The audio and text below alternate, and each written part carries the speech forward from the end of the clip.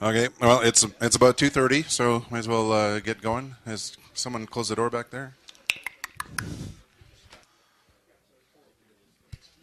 1, 2, 3, 4. So the script tells me to say good morning. However, it is afternoon, so good afternoon and welcome to the 41st CALLERLAB convention in Reno, Sparks, Nevada. Today is the 14th of April, and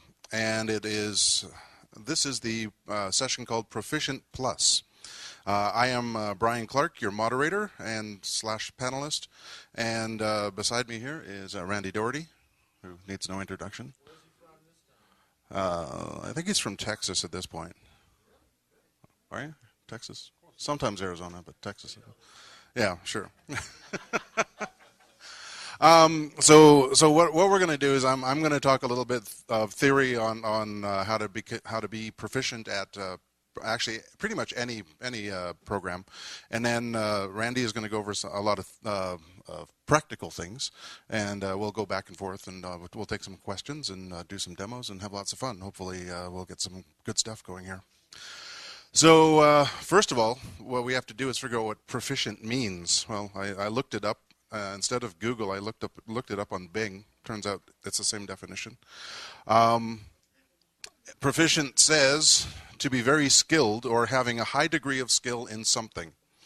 And that's something that we would really like to have as callers or leaders, is to be very skilled at what we do. And the nice part is that you're all here taking part in something that is one of the steps that's involved with becoming proficient, which is training. So you've come to a session to learn about what we're going to do here. I've looked at what the steps to become proficient are. There is a step one says to pursue what you love. We were all dancers at one point, and we decided, I think I should try calling, and we decided that it's definitely best to pursue calling, and then at this point we can pretty much say that we love to do it. If we didn't love to do it, certainly we're not doing it for the money. We're doing it because we love to do this. Step number 2 to be proficient is you need to do the hardest work first. Out of all of us, we all have our own strengths and weaknesses, and what you really need to do is figure out what your weaknesses are and work on those first, because those are going to be the hardest things for you to get over. You need to practice intensely. You can't just become proficient at a program overnight. You need to practice it over and over and over again. The best way to become good at something is to practice over and over again. Number 4 here says seek expert feedback in intermittent doses. This is great advice. The one thing that I've learned in calling, and this is very important for everybody in the room to realize this, the one thing that I've learned that is important is the fact that there is always someone who knows more than you. Always. And even if they don't know more than you, they always know something different than you. And so, whoever you talk to, you can gain some kind of knowledge from them, and it's great. The next step here is to take regular renewal breaks. You can't just continuously practice over and over again. You'll tire yourself out, and you will never get anywhere. You need to sit down. You need to take some breaks. You need to take your mind away from what it is you're doing, so that when you come back to it again, you'll be able to get better at it. If you just keep doing it over and over and over again, you're just not going to get good at it. You're just going to do the same thing over and over. And then, of course, the last one is ritualize practice. So put yourself on a schedule, practice. One of the things I like to do if I'm learning a new singing call or learning something new, I'll put it on my iPod and sing it in the car. Nobody else cares. I'm just singing it to myself in the car. But it allows me to practice the call over and over again without having to sing it in front of other people and drive them nuts.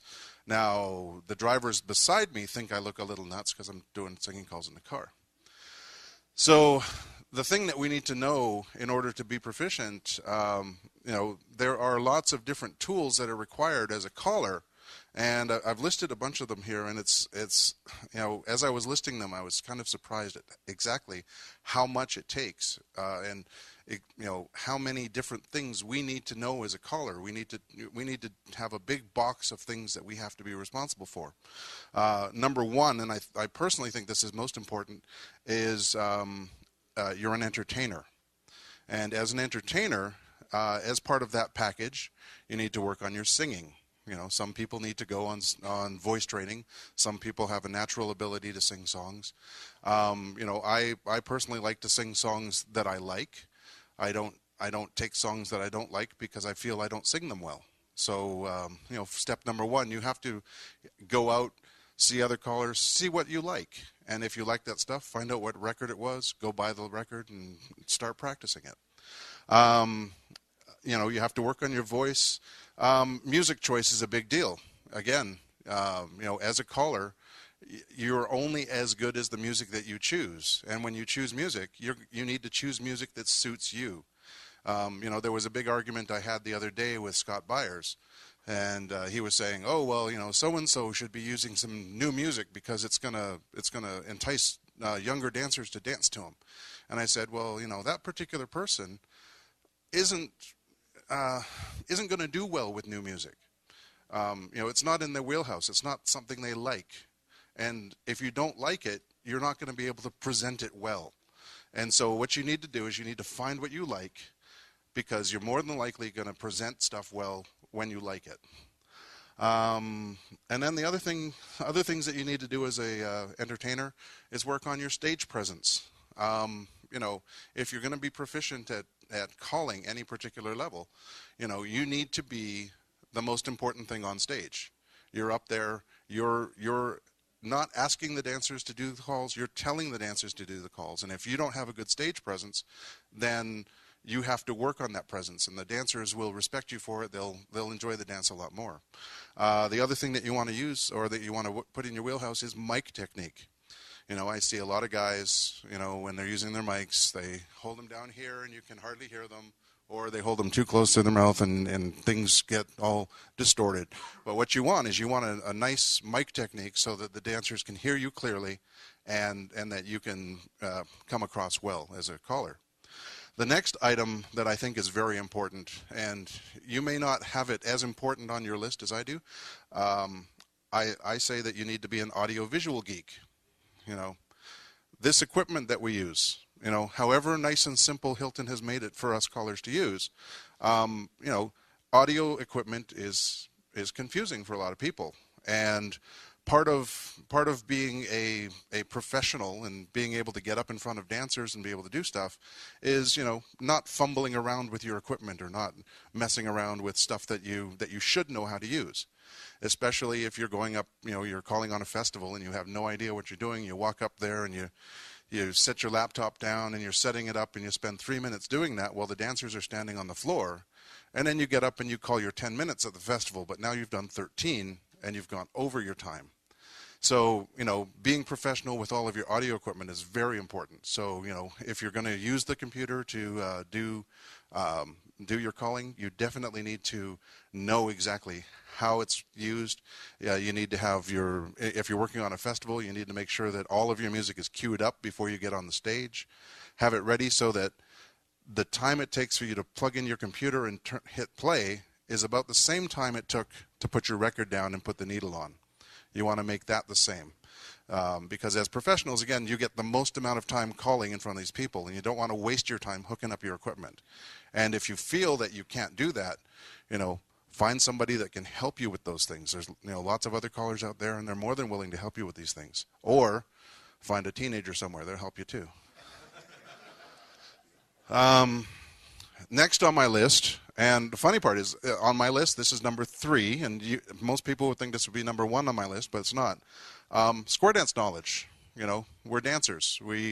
But we are also leaders in this organization.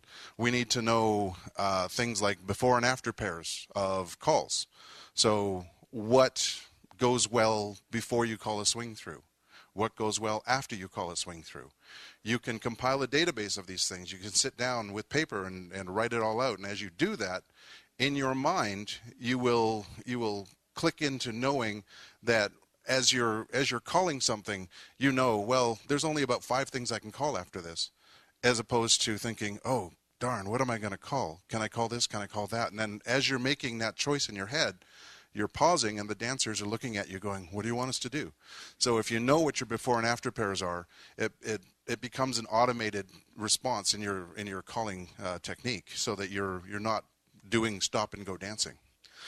The other thing that I think is really important is what I refer to as the mechanics of a call. It's what the call does for you. And so I want to sort of pose a question to the group. Does anybody here know what a swing through does for you? Anybody know? Okay, so one person said switches, centers, and ends. I guess, but as a site caller and as someone who's trying to resolve things, the things that I need to know about what a swing through does is what it does to the arrangement of the dancers relative to where they started.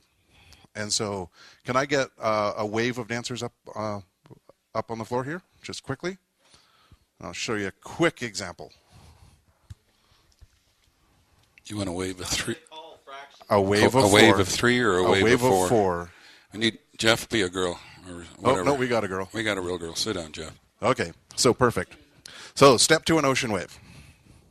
Okay, so the thing that I'm looking for when I'm talking about mechanics of a call is I want to know exactly what the call is going to do for me. And so I've figured it out quite simply as this. The dancers that are once removed from each other, and when I say that, this dancer is once removed from this dancer. They're removed by a single dancer in between them. The dancers that are once removed from each other are going to couple up together. Okay? So do a swing through. Go. Half by the right, half by the left. Oh, look. Those two dancers are now together. And what they've done is they've done it in a right progression down the wave. So they've gone to the right. So if I'm looking at the dancers who are facing that way, I know they're going to go to the right in the ocean wave. Okay? Have the centers trade. Okay, so now we got the same dancers again. Everybody do a U-turn back. Okay? So if I have this ocean wave and I say, what does a swing through do for you? But we happen to have a left-handed wave, what do you think it does? Anybody know? Okay? It does exactly the same thing. So the mechanics of the call that I've learned for this call is it takes the dancers that are once removed from each other and it puts them together in a right progression down their line. Okay? So from here, it starts with the right, of course. Swing through. Half by the right, half by the left. And now those two dancers are together, but they progressed to the right down the line. Okay? Go ahead. You can sit down. So as a caller, you need to do that for every single call that you know. So if you're going to do it at plus, take every single one of the plus calls. Figure out what it does. You want to know what the mechanics of the call are and what it does for you so that in your sleep you can move the dancers around the floor. And again, that's what proficiency is about. It's being able to do things unconsciously, being able to know where the dancers are going to be at the end of the formation. The next thing I have here is definitions. CALLERLAB has a list of definitions. It's really important that you know what those definitions are. I don't believe it's absolutely necessary for you to teach those definitions verbatim to the dancers. You just have to make sure that as you're teaching the calls, that the gestalt of the call is being taught properly to the dancers and that they're utilizing one definition to do it from all the positions they do it from. So, and study, find out where the call was written, find out who wrote it, find out what the initial writer intended when the call was done. Because a lot of times you'll hear callers argue about calls and say, well, yeah, you can't roll after that. Well, it feels like you can. And they say, no, you can't, and because of this. And they have some other reason why you can't do that. But the original author knew why you couldn't do it, and somehow it was written into the definitions. And it's good to know that information because, again, we are the leaders in this organization, so we need to know those kind of things. I picked up a new phrase that I've started using this year, and it's called roll as if you could. I heard that from Dave Wilson years ago. Okay, so the next thing that's on my list for square dance knowledge is being able to articulate this stuff to others. Not only are we callers, but we're teachers. We need to be able to explain to the dancers how to do this, and you need to know that dancers are learners just like anybody else, and there are technically 4 different ways that people learn, and 3 of them are really important. The 4th one not so much, but it's what is it? Tell me, show me, do me. So you tell them how to do it, you show them how to do it, and then you let them do it. And the 4th one is some people only learn how to do stuff when they teach it. So there are 4 different methods. So it's good to know how to articulate stuff to dancers and let them know how to do the calls. And if you hit all 3 of the methods, you're gonna basically make it okay for all the dancers to understand what you're doing.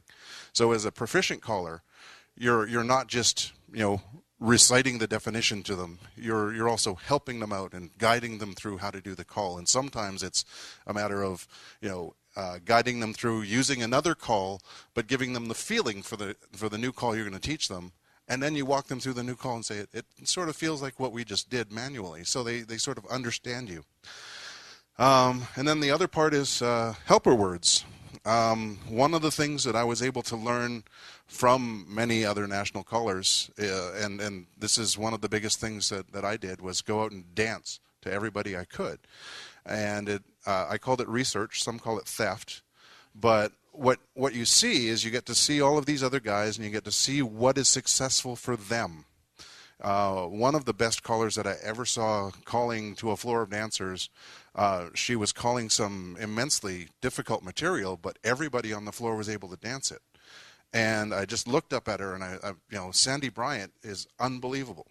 She has this ability, using helper words and using the flow of the material, to get dancers to do some of the most intricate stuff, and they make it through. And so as a caller, I look at that and I learn from it, and I say, I want to do stuff like that. It's not everybody's cup of tea. However, what you see is when you go out and you dance to some of these other people, you see the kind of stuff that they're able to do, and you become an expert in what they do. And essentially, you're stealing their material, but you're actually just taking it and adding it to your own. So you become your own caller.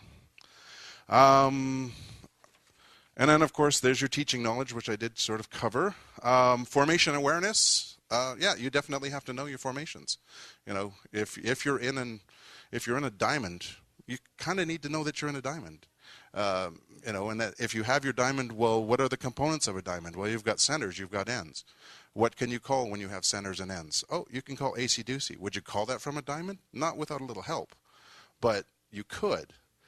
And so you sort of have to know what your formations are and what's possible from those different formations. And so this means that you have to spend a lot of time working with the dolls and figuring out what's possible, and that kind of helps. This one is kind of important, understanding of standard application. The biggest problem that I had as a Teen Square Dance Festival dancer, I had no idea what standard application was, because everything that we danced was difficult and not so standard. So when I started calling for adult dancers, I didn't understand why dancers couldn't do three-quarter zoom.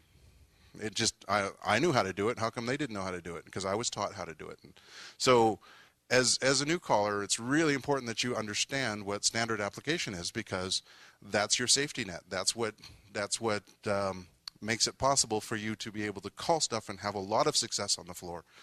And you might want to mix in a little bit of interesting stuff, but always make sure that you know what standard application is, because as the dancers are having trouble on the floor, you can then dial it back and start doing things that are a little easier so that the dancers have more success. And then, of course, the other side of that, understanding the extended applications of the call. What is absolutely possible with these calls? One of the callers who trained me was Dave Stevens, and what he told me years ago was, when you're learning how to do calls, try to figure out how to do half. Even if the call cannot be defined using half, try to figure out how to do it. And that was the most important thing for me, because I got to sit down with the dolls and try to figure out how to do half, and while doing that, it helped me figure out the dynamics of the call, the mechanics of the call, what the calls did for me, and it was a great exercise in figuring out how the calls go. And then on top of that, it also helped me with knowing where the dancers should be at all points during the call. And so becoming a proficient caller, it means you know exactly where the dancers are going to be at all times. And, you know, while you're watching them as you're calling, there are certain things that you expect to see, and that's because you have an idea of what the calls are going to do. And then the other one that's cool is understanding of what makes calls difficult. You know, extended applications are okay, but you know, sometimes it's not extended applications that are difficult. It's you might put the dancers in a different geographic location. You know, diamonds are easy for the most part, but point-to-point diamonds are not. But realistically, point-to-point diamonds are the same as regular diamonds. They're just rotated 90 degrees. But are they difficult? Absolutely. So as a caller, you need to know what is difficult, because as you're calling, you need to know what to expect. The other thing, the last two things here on the calling thing is call equivalents. You know what your call equivalents are, because that just adds to your repertoire of things that you do. One of the equivalents that I came up with a while ago that I thought was really fun was, instead of if I'm calling and I see a swing through, I say, okay, if I call swing through, it's a right and left grand, but I don't want to just call a swing through into a right and left grand. How many swing through equivalents do I have? Well, I've got one that's really cool. It's also difficult, as you would expect. Spin chain the gears, don't turn the star. And it's equivalent to a swing through. Most dancers won't get it the first time. However, if you lead your dancers through that kind of stuff and you build your choreo up, you'll be able to get your dancers to go through that kind of stuff, and then that's something that you can utilize in your toolkit. Also, know your zero modules. You know, sometimes as you're calling, you're thinking, well, what am I going to do from here? Well, rather than spending all that time thinking, you can think while you're calling your zero module, because your zero modules are things that you just have in your back pocket. You can pull them out at any time. You can call them, in your sleep, and while you're doing that, you can think of, oh, what am I going to do to get them out after this zero module? The next one that's on my list here are mentors. Randy is a good choice. I've worked with many different callers. I worked with Dave Stevens. He taught me a lot of theory on calling. But one of the things Dave told me to do was to dance as often as I can to as many national callers as possible. In Seattle, there is a person there who ran the tape group, and every month he'd bring in a national caller. And I got to know him, and I have a key to his house, and we used to stay with him and the callers for the weekend. So not only did I go dance to these national callers, but after the dance, we would go back to the house and we would talk about choreography and we'd talk about different things. And I got to know all of these people. And so when you see me talking to Bill Harrison here, or any of the other national callers here, it's because I know them from dancing to them years and years ago. And so it's great to have these mentors. One of the mentors that I have is Dave Wilson. He's a very good friend of mine, and we have a very similar calling style. It's called Evil, and but it's definitely something really good to have, because if you have any questions and you need to get answers, you can talk to your mentor and say, hey, am I doing this wrong? Can I, because you really need to get some kind of help with the things that you do as a caller. The next thing that's on the list is dance. Dance lots, and dance to every caller that you can find. You want to dance to national callers, you want to dance to local callers, and I also recommend dancing one level higher than you call. So if you're a plus dancer or if you're a plus caller, dance advanced. And it's not that I want you to incorporate advanced into your plus calling. It's just that when you're exposed to a different level, your eyes are kind of open to a little more ideas.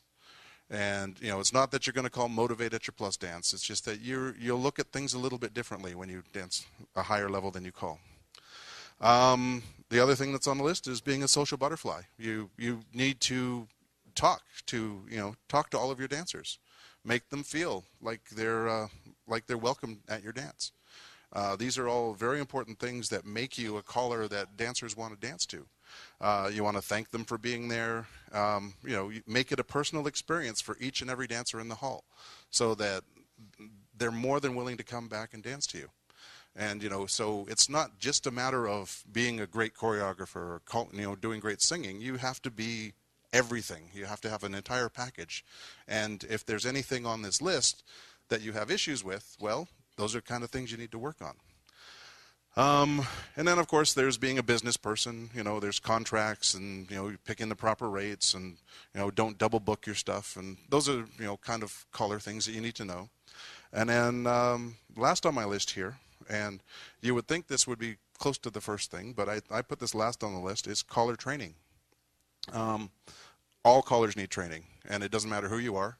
At the Nationals, if I'm there early, I'll go to the GCI sessions or the CALLERLAB sessions, and I'll see what's going on, and I'll sit in the back of the room.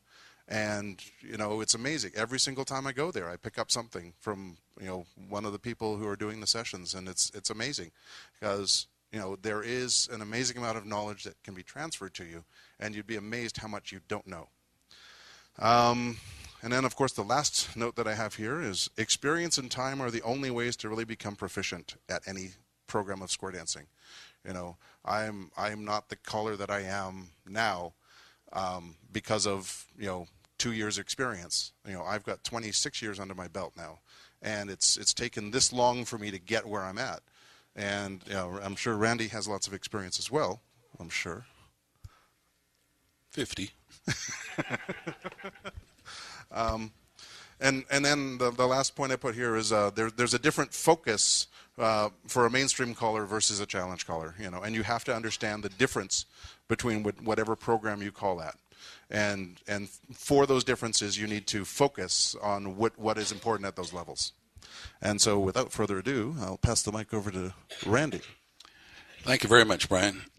One word of caution: do not sit next to him at a blackjack table. He has no idea how to play blackjack.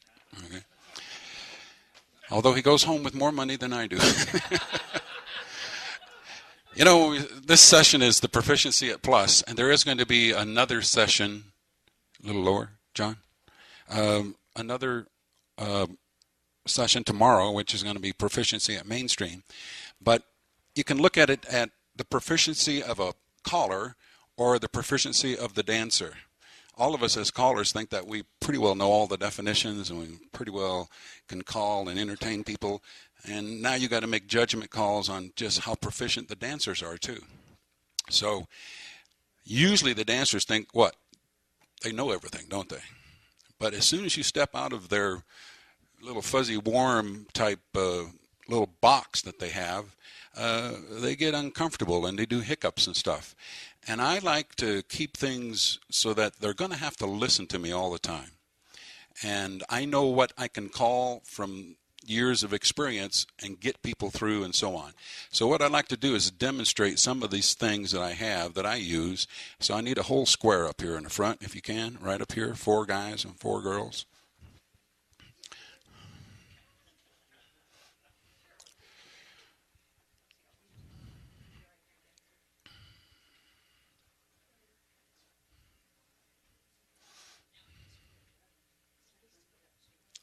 Very good. I'll be gentle, okay? Not really. No. Yeah. Right off the bat, we can start using terms that maybe they're not used to a lot. Let's have the side step to the middle and face your corner. In the far box, do a right and a left through. In the near box, square through 3. In the far box, pass through. Everybody trade by. Swing through. AC-deucey. You're supposed to know that call. Hinge. Boy run. Far box, do a right and a left through. Near box, pass through. Far box, square through 3. The other box, chase right. Chasing people have the boy run. Everyone go forward, out, and back, or in and back. Bend the lines. Do you notice I have the sides facing each other? Raise your hand, sides. It's unsymmetrical. Okay, so I got to do something that's going to get them back in. And just using those kinds of words, far box, near box, a lot of plus people have never heard those terms. So you're going to warm them up really easy. Pass through. Wheel and deal. In the far box, zoom. In the center box, pass through. Pass to the center. Centers pass through. Here's something else I might use. Reverse circle 3/4. Boy, these guys are well trained. Do you notice that they're in sequence? They got lines, right? All right. Pass through. Face your partner, pass through. Say, hello, Hazel, Alaman left. Square your set. They haven't done diagonals very much. Some people might not even know what a diagonal is. 1 and 2 identify. Do a right and left through. Now, why did they have just a little bit of hesitation? Because we as callers don't put enough emphasis on training them. Who's couple 1 and who's couple 2 and who's couple 3 and who's couple 4? Usually your lesson that night is, okay, couple 1, they have their back to me. Couple 2 is to the right. Couple 3 is facing me. Couple 4 is over there. And that's the extent of your teach. You never let them really practice anything using their numbers, okay? Couples 3 and 4 on a diagonal, square through 3. Couples 1 and 2 on a diagonal, pass through. Everyone swing. Square your set. What if we say number 1 lady, lead to the right? That's out of their comfort zone because they're always used to what? Heads lead to the right. Okay. Lady 1, split that couple 2, turn to the right, round 1, make a line of 3. 1, 2. I was cutting out there. 1, 2, 3, 4. Number 1 man, go across the set and split that couple. Can you back up and go back home where you were? What's your get out if you wanted to right here? Does everybody know what the get out is? Boy, you guys are sharp. Circle left or Alaman left. That's the get out. Stay the way you were in your line of 3. Number 1, go across the set, split that pair, turn left, round 1, make a line of 3. Couple 4. I'm going to throw something at them that they're going to have to listen, and they're going to have to really know their definitions. And if you don't emphasize it at your mainstream beginner classes, they won't have a chance, okay? Number 4, good luck. Separate. He go around 1, she go around 6.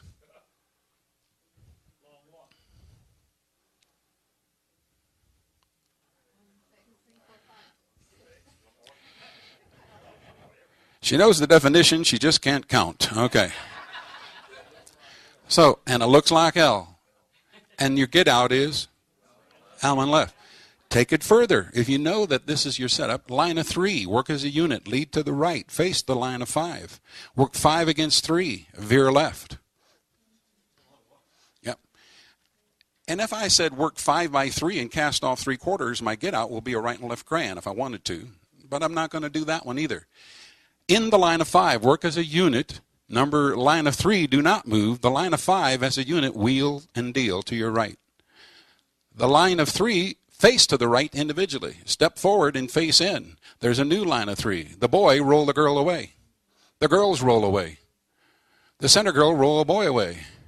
Everybody do a right and left grand. So you took the one that I've been using since I was born, the L thing, and I just added to it. And last night when I was calling, I was doing not the 5 and 3, but I was doing 6 and 2. Remember that one? Let's show you how I've added things to that. To get into the line of 6 thing, number 1 couple, lead to the right, veer to the left. That couple, run around number 2 couple. The whole line of 4, lead to the right, face that couple 3, 4 against 2, veer left. The line of 4 is a unit, run right around the whole couple 3. You got a line of 6 looking at me. Line of 6, go forward and stay pat.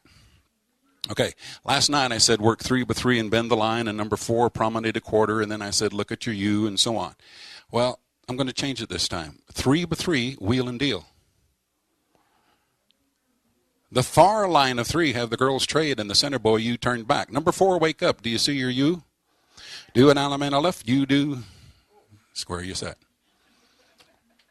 Can you all go back to your line of 3 and line of 5 where you were facing? You know where it was? I didn't think so. Okay. That's okay. No, I'm just kidding. You could do the 5 and 3 thing, and you could say, or get them into the line of 6. We had 6 and 2. Have the line of 6 go forward and work 3 by 3 and cast off 3/4. What is that an equivalent to? I bend the line of 6. So you can change it, and you don't have to have number 1 couple lead to the right. You could have number 2 couple do something. and repeat that same sequence, but you have 3 different get outs using the whole idea of 5 and 3, okay? The other thing is, let's take a call like split circulate and figure out where you're going to have the most success. When the Swedish callers and the Japanese callers and the German callers all came to the States and started doing dances, and they would call split circulate from lines looking out and couldn't figure out why the Americans couldn't figure it out, it was because they didn't realize they were supposed to do what call first. Touch a quarter, right? Head, step to the middle. Face your corner. Touch a quarter. We as callers get in the rut and always call touch a quarter first and then call split circulate. And this is probably the easiest application of it, split circulate. Working split, walk and dodge. Do you turn back?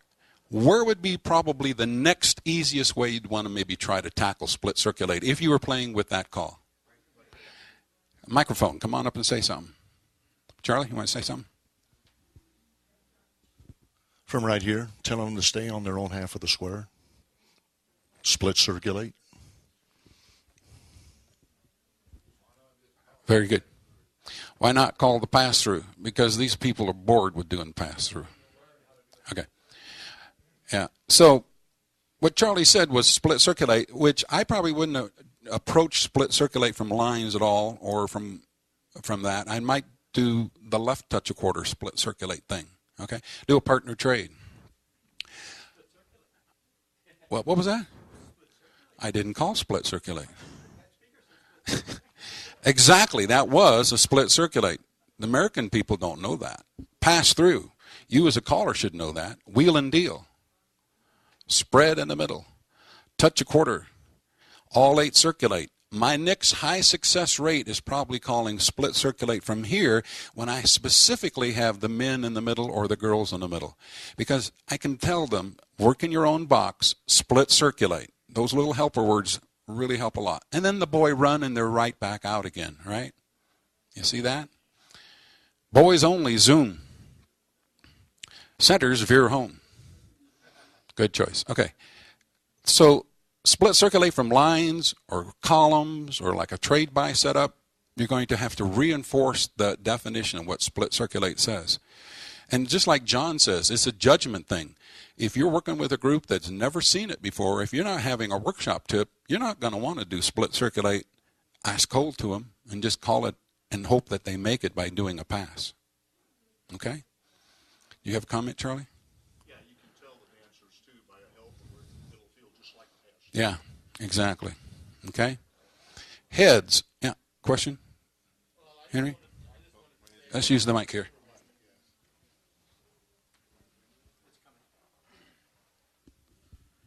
Henry Griffith from Los Angeles. I just wanted to say that when we're teaching it in class, we often use the term "follow the back in front of you." Well, that's not really what it is. It's you move to the position of the dancer who is in front of you, no matter which way they're facing, and that's where your circulate comes in.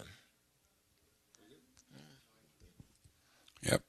I use chalkboard. I have either chalkboard or whiteboard, and I make the little diagrams. I make the circles. I put the noses on the people, and then I erase their noses and put the noses on the reverse side and say, now where would you go? And show them dot to dot and so on, okay? Heads, lead left. If you're facing your corner, star through. And California twirl. The others, left touch a quarter. This is probably the very last place that I would ever call split circulate from, because it's going to be very tough. They're going to have oncoming traffic. This is competitional type stuff. So I'd never get to this until the very end. If they're really, really good, when I go overseas, this stuff, they go through it like butter.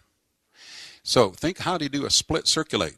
For this couple, it's like a partner trade, isn't it? For this couple, it's like a left-hand box, isn't it? There's going to be some crashing, but if I do what? If I go twice and follow it up with a neat call, they won't miss it. Split circulate twice. Connect up, girls, and chain down the line. And that was a tough formation for split circulate. Now, what makes things harder is when you fractionalize it. What if you say split circulate 1.5? It feels like past the ocean. Go. Where's your split at? Think where your split is. Split circulate 1.5. It'll feel like a diamond. In your diamond, split circulate. I think it's the same as diamond circulate. I'm testing them, okay? So the wall that splits is right there in that handhold. Again, these are tools that are in your toolbox. You should always know, have command of those tools, and never jump outside their comfort zone unless you're going to help them, okay? Flip your diamond. Centers trade. Boys trade. Split circulate. Split circulate. Star through. Centers do a box circulate 3 times. Good. I have no idea why I did that, but okay. Let's have the outsides do a partner trade, and the centers face in, and the 2 ladies cross and double twist and flip around, and you're home. That's a new call called 2 girls cross over, flip, twist, turn around. Yep. We'll call it make it happen. Make it happen. Okay. Side, step to the middle, face your corner. Pass through. Center, square through 4, and the others do a U-turn back. Now, this is one step a little bit easier than the last split circulate, but if I call split circulate from here, it's of a challenge type concept because they're what? They're called T-boned. But if they're well taught in split circulate, they walk right into this. Do you realize these 2 people, the split is between here, so it's away from each other. And for these people, it's straightforward. Split circulate and swinger. She's a humdinger. That's where you sit. Now, I'm not going to do a whole lot of things. I don't want to step on the mainstream session tomorrow, so we're going to go into plus stuff. Of course, you shouldn't do the plus stuff unless they can do what? The mainstream stuff. Good luck to this square. Okay. Let's do one more mainstream call. This is a cool. Heads, step to the middle. Face your corner. Step to waves. Who out there knows how many beats it takes for a spin chain through? 16. And what does a spin chain through do? Remember what he was asking about? What does a spin chain through do? It's going to do what? It takes 2 guys across. This guy right here had the answer. It takes the end facing ends across. Doesn't matter if I start right-handed or left-handed. How many fractions has it got? 4 fractions. Okay, let's do it. Spin chain through. Girls, why don't you circulate twice? I know exactly where they're going to end up at because I've figured it out. They're right back with their partner, okay? Girls, you turn back, promenade home. Girls, do you turn back, make an Alamo ring. By our application committee, I don't think we're allowed to call spin chain through from an Alamo ring. But if you say start with the right and do the 4 fractions of spin chain through, the hell with the standard application committee. Excuse me, John, are you part of that? I think he is. All right. I'm in trouble.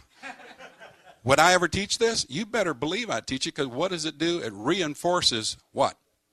4 fractions. 4 fractions. Start with the right, do the half. Make the Alamo with the left, go 3/4. Men go half. Now go 3/4. And look where it puts them right back to. Promenader. You're going against CALLERLAB's judgment of what a standard application is. That's definitely not standard. Face your partner. Starting with your right, do the 4 parts of spin chain through, and it feels totally different.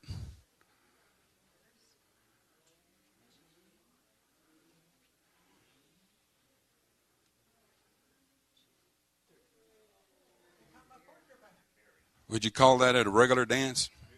No. But it reinforces stuff, okay? Girls trade. Today, everybody hinge. Girls run left around the guy. Everybody sunny side out, circle to the left, and around I go. And now California twirl in a circle to the right. And the ladies in and the men's sachet. And you promenade grouchy. All right. Very good. Let's skip over the spin chain throughs. There's enough of that stuff. You can really have a lot of fun by just extending it to the next spot. Yes, Keith. And what you just did there made the dancers know that on a circle to the right, ladies in men's sachet, you do go in the direction of the circle. Which Yeah. a lot of dancers don't know. Dancers don't know that, but we as callers know that, and we don't teach it to them. We don't express that to them enough times so that it becomes second nature. Okay? All right, let's do one more spin chain through for you. Okay, head, step to the middle, face your corner, step to a wave. How many fractions has it got? All right, listen to the wording now. Spin chain through, but after each fraction, trade the wave. Girls, girls, girls, girls, girls, girls, three quarters, three quarters, three quarters. Trade the wave, trade the wave. Goes down.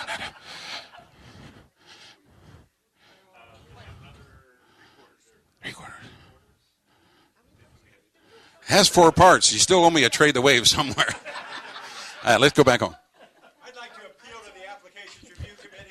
I want to do it over again. I want to get it right. You really want to try it? All right. I don't believe you calling like that to these people. That's very mean of you.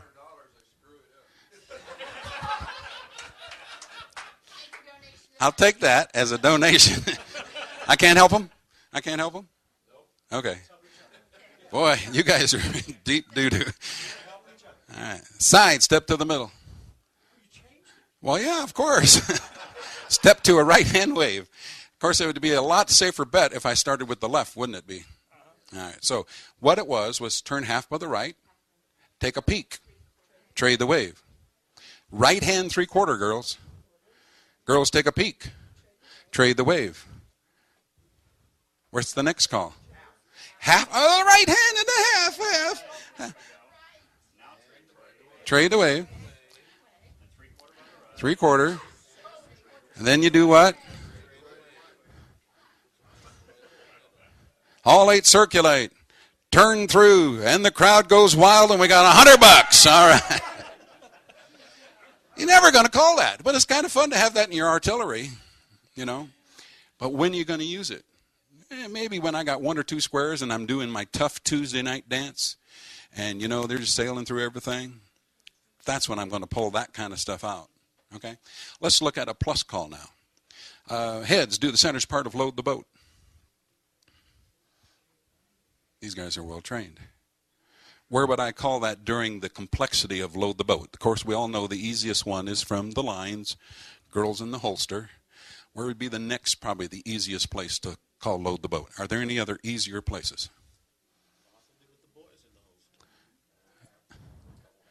You think a half-size shade? Yeah, square your set. I think anytime you want to change a call around, if you do the half-size shade, all 8 people are learning something new. So what if you just half-size shade 1 couple? Then there's only 2 people learning something new. And it doesn't matter if it's load the boat or coordinate or relay the deucey or whatever. Number 1 couple, half-size shade. If we don't make it, we're blaming you. All right. Head, step to the middle. Square through 4. Step to a wave. This is how I would teach the relay the deucey after I've done relay the deucey 100 times from the standard arrangement. I got 3 of the men on the ends, but this number 1 couple is the only 2 people that got something new to learn. It's what we call, it's unsymmetrical, but it's a teaching tool that you should have in your toolbox. Hopefully, you're going to be okay with this, right, Mike? All right. Relay the deucey. Somebody hooks on. Now the grand swing through and the grand spin the top, and they did very good. Now, I got 3 roosters there and 3 cacklers over here. What do you do to get out of the mess? Do a little magic module. Swing through. What's the rest of the magic module? AC, deucey. Notice I've got everybody with the partners now. Okay? Explode the wave. This couple had no problem with explode the wave, but the other 6, it was half-size shade, wasn't it? Girls fold, star through, couple circulate, bend the line. Number 3 couple, original number 3, roll away. So if I was going to tackle load the boat, now only 1 couple is size shade. Okay? They're the only ones that are going to feel something new. Everybody else has got it covered because they've done it 100 times. Load the boat. 3 roosters and a chicken in the middle. Good. What do we know that load the boat does? It's like a star through, but because it was unsymmetrical, it wasn't really like a star through. But if I do a star through here, let's see what happens. Star through. These 6 feel normal. That one I had to roll away. All I got to do is say, leaders trade. Circle left an eighth and you're home. So when I want to do DBD, I usually take one couple, a half-size sham, put them there. Next time I take couple 2, half-size sham, do load the boat. Next time I do number 3 couple, half-size shay. When I get around to doing it about the 4th or 5th time, I'll say, let's have couples 2, 3, and 1, half-size shay. And they go, oh. And they'll be able to do it. I guarantee you, if you take enough time, and the get out is always the same, the magic module, swing through, AC-doocy, centers run, ends fold, star through. If you're looking out, California twirl. What would you do if you said that whoever wants to half sachet? That still works. Same thing. Still works. If you do your magic module. Okay? Let's go through a new call instead of load the boat. So we said load the boat the normal way. What if we did load the boat where 2 are sashayed and 2 not? That puts either boys in the middle and girls on the ends, right? That might be the next step that I would tackle. Heads, lead right, veer left, tag the line, out, bend it. From here I might try it. I might say just the girls load the boat and boys do your thing. Boys get down and do 3 push-ups and 2 jumping jacks and whatever. Load the boat. And all the time I'm making decisions how proficient they are at doing these things. Okay? What if from here, if I said everyone do the centers part of load the boat? If you got a good group, they're going to make it. If you got the normal run-of-the-mill of the 90% of the clubs that we have in the U.S., I don't have the guts to call it from here. I don't. If it's labeled as a DBD dance, then I do it. Or take no prisoners dance. Or what I call my tough Tuesday night. By the way, if you want any of this material, I got it all up here and available. Normally they're $100 a CD, but they're on special today. Yeah, $200. Everyone do the centers part of load the boat.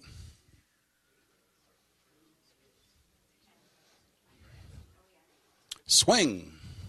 Her. Promenade her home. Let's look at coordinate. Head, slide right, make 9 lines, if you would. So, do you teach your people that? No? If they break down, that's the quickest way to get there, isn't it? We got a little, what's the document that says, CALLERLAB says you should do this, and this is the quickest way to get there. We all know, or should know, that coordinate, if you're in a line, the easiest way to get the people through it is just the touch a quarter thing, right? Touch a quarter. Coordinate.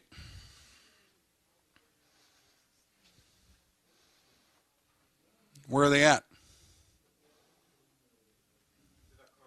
With the corner. I know that. If I started with partner, they're going to be with corner.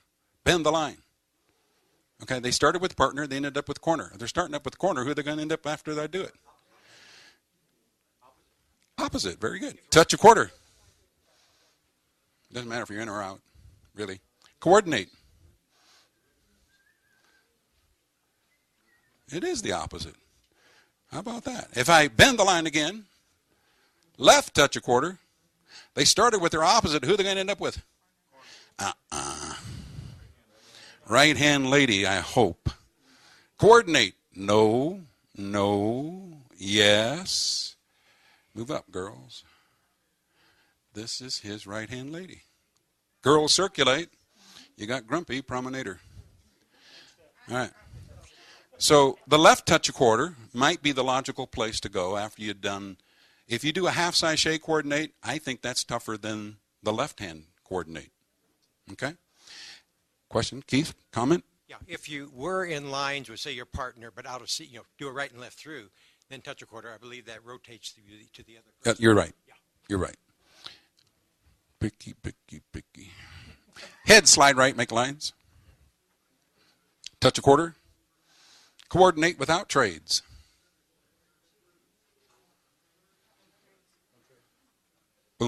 You could put that on the floor, and I think you could help people, and they'd probably make it. Okay? Bend the line. Centers box the gnat. Everybody swing through. Don't screw it up, center boys. Lucky I said something. Each wave. This is where it comes really important, where you should say centers, very centers, ends. They got to know all that. And most of the time we go over it so quickly. In your own wave, ends trade. Centers trade. So these girls didn't mess around because I didn't say the very centers. Okay? Same sex trade. Center 6 by the left hand, cast off 3/4. The end boy do the last part of coordinate. Same boy, extend. In the wave in the middle, swing through. The other boy turn back. Good. All the boys pass through. All the boys run. Act surprised. Alaman left. Square your set. Taking it a little bit further, took the trades away. Yes? Side, slide right. Make lines. Either way. It don't matter. Step to a tidal wave.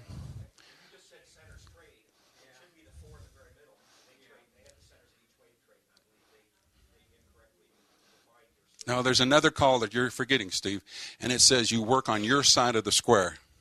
So if I step to a tidal wave and say centers trade, I want the girls to do it. Yeah. Unless you say the center wave. That's what I'm saying. Then you have to say centers of each wave. Yeah, you just said centers. You just say centers. Well, I don't know. What's your interpretation of that, John? Do you know? If it were me and calling this, and that's what I wanted, I'd say girls trade.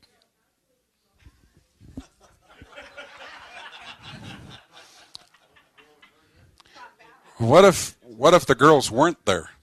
For instance, if I say very end boys trade, and the same boy with a girl trade, and now I go back and I say centers trade. Couldn't you say centers of each wave if you wanted that? Yes, to make it perfectly clear. Or you could say center 4. Yeah. Trade. Yep. And I think if you say one or the other of those, Yep. you made it clear to every dancer. Yeah. Okay. Centers of your wave trade. Okay, so is that what you're talking about, Steve? Okay. Yeah.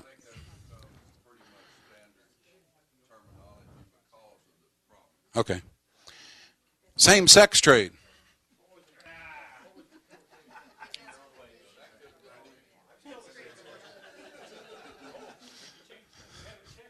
Who had a question? You didn't like the same sex trade, did you? Okay, Henry. Henry Grissett again. I'm wondering because this confusion about with this tidal wave. What happens if you've got them in the tidal wave and you say swing through? Well, then they got to know, going back to the rule, not grand. They're working on their side. That's why I apply that same rule. Yeah. We've been reinventing the wheel at CALLERLAB quite a few times, so I know what you're saying, Steve. But I purposely make sure that I understand that I want people to reinforce the rule, work on your side, even if I don't say it. Swing through. Not grand. Good. Okay? Hinge. If I don't say grand, they know they got to work on their side. Walk and dodge. Okay? Face your partner. Step to a wave. Same sex trade. Right hands. Center 6, left hinge. Going back to my coordinate thing. In boy, lonesome boy, do the last part of coordinate. Okay? Very center 2 girls sashay with each other, and those girls do the last part of coordinate. Everybody scoot back. Just playing with them to get them to listen.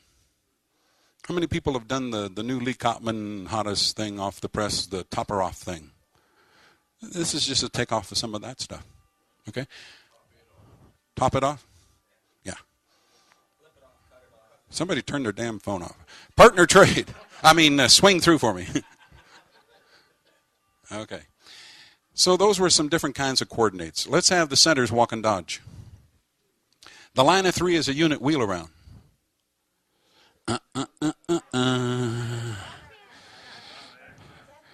It would have worked either way, but if I had added a roll, you'd be in deep doo-doo, right? So there I did. Wheel around from a different thing. I just said those three looking out, okay? Star through. Centers, California twirl. Pass through. Centers do a half sachet, and the centers put centers in between the outsides. Everybody cast off 3/4. Centers wheel around. Everybody wheel around. Pass through. Wheel and deal. Double pass through. Leaders reverse wheel around. The others face in. All right. Let's go through one more coordinate, and I think this is the most difficult type one. Heads lead right, veer left. Head lady run around your partner. The definition says coordinates should be done from columns, right? This is a 3-in-1 line. If I call coordinate, I'm going against what the CALLERLAB definition says. But I can get over that if I wanted to by just simply saying, everyone do the parts of coordinate. And I want you to go slow for me. Everyone do the first circulate. Okay, you done with the first? Everyone do half of a circulate. Girls, you'll be coming up to your lefts. Where's the center 6? Center 6 trade. Be quiet, Brian. The very center 2 and the furthest outside 2 do the last part of the coordinate, which is move up to the point. You got a nice facing diamond. All right, cut the diamond. Boys scoot back. Alaman left, promenade home.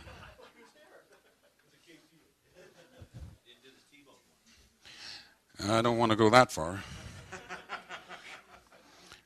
All right, side star through. Double pass through. Remember, I'm over here calling, okay? I'm way over there. Far box, zoom.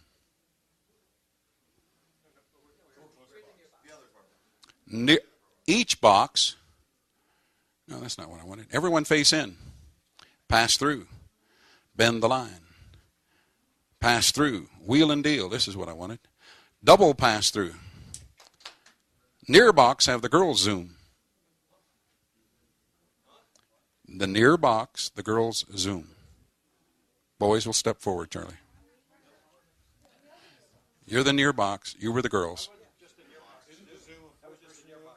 Yeah, I could have said it that way.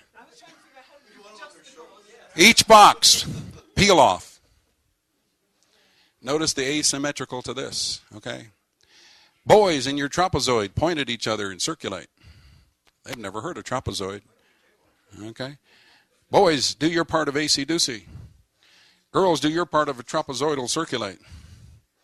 Girls, do your part of AC-doocy. Good. I wish I hadn't done that.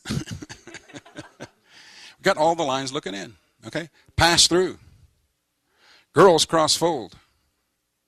Star through. Couples circulate. I think I got all the heads on this side, don't I? Are you a head? You're a head, gent? Okay. Bend the line. No, they're not symmetrical. Yeah, these are all the heads here, so they're not symmetrical yet. So I can get out of this mess. Pretty simple. Pass through. Wheel and deal. The center box, do a right and left through. The near box, zoom. I'm getting out of the asymmetrical part I was. Square through 2 in the middle. Partner trade. You're home. Okay? Don't encourage me. Heads, lead right, veer left. Bend it. Pass through. Tag the line. Face right. Boys work spot to spot. Or I could say boys in your distorted box. This is words that they haven't heard yet. But it's a call that they can't possibly miss. Boys working spot to spot, scoot back. Girls, you did a good job. That was to do nothing. Okay. Yeah. Girls, you have a distorted box. Circulate it. Go, girls. Okay. Girls in that distorted box do a walk and dodge. One girl is crabby, like a crab walk. Like a crab walk. There, like a crab walk. All right. I just made up that term. It's cool. All right. All leaders, you turn back. Good. Star through. Wish I figured out something I was going to do. Outside's cloverleaf. Centers back away. Head positions. Square through 2. Center girls, you turn back. Center girl diagonally pass through. The name of that is center girls diagonally pass through. Okay. Put centers in.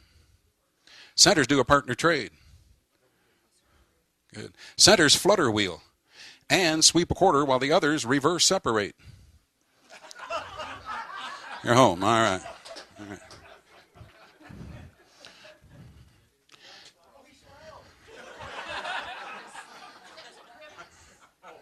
Oh, I forgot one thing on this. Of course, you can do all of these things, what? Ambidextrously. Left-handed. When your people get so cocky and you just want to go and slap them up alongside the head, throw this at them, see what they do, okay? Nah, it's not bad. Sides, go into the middle, face your corner. I warm them up just like this. Left do-sa-do. Left pass through. Left trade by. You need practice. Left pass through, left shoulders. Left trade by, go by left shoulders. Perfect. Centers California twirl. Centers do a right to left through. Everybody work left shoulder. Left double pass through. Everybody left track 2. Boys are inside. Girls are outside. Act real surprised. Alaman left. Head, slide right, make lines. Good job. Left load the boat. Left shoulders throughout.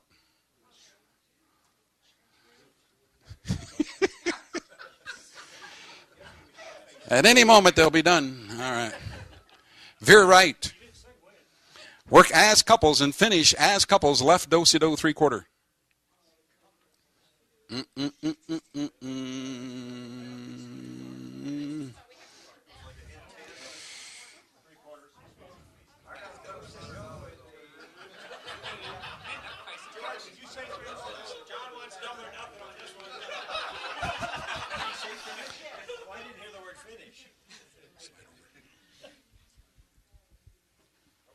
This is where you should have been. When you teach as couples do-si-do, do you teach that? Maybe you should think about it. Veer left. What was that? That was a quarter couple do-si-do, wasn't it? Veer right. They've done the next quarter, which is now at the halfway point. Do the next quarter as a couple. Good. Stop now. What I called was finish as couples a left do-si-do 3/4. Do the first quarter so you're back to back. Continue in that same momentum. Continue again. Square through 3. And the crowd starts to go wild. Alley man a left.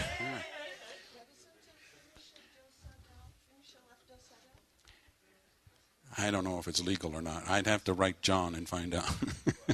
The finish left couples do-si-do 3/4. So, Randy, just a reminder, we've got 5 minutes left. Oh, I got 5 minutes left? Okay. Yep. Thank you for keeping me up. What I want to get across, gang, is you can be really proficient as a caller, but maybe your dancers aren't.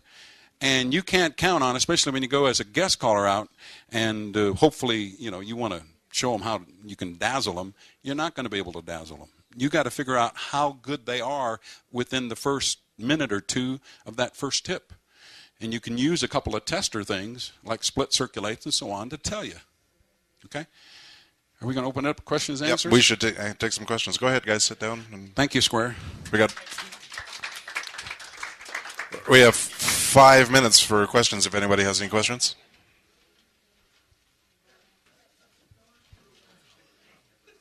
Tomorrow there is a proficiency thing on Mainstream, too, and I'm sure that'll be good. Yeah, Charlie. I said Charlie. Charlie's up front.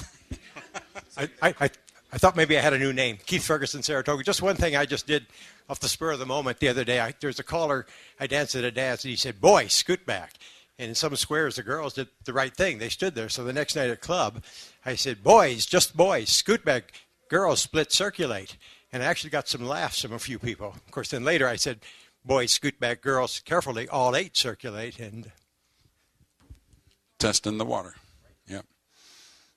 Yeah, just doing, it seems like what I said before, when the foreign callers come over here to call for our people, and if you don't say touch a quarter and scoot back, they're not going to make it. If you don't do touch a quarter, follow your neighbor, and then spread, they're not going to make it. All kinds of these things that we just fall into the bad habit of always doing the touch a quarter first. So try to break your habits and give them a little more. Meet. Do a normal wave, scoot back. Have a boy and girl go in, and then have the boys only, which is what the guy probably didn't even realize he had said. Boys only scoot back. It's what shouldered? Left. And the dancers need to be trained that, and they have to understand that it's not a left scoot back. It's just a scoot back. And then go everybody scoot back, and then just the girls scoot back.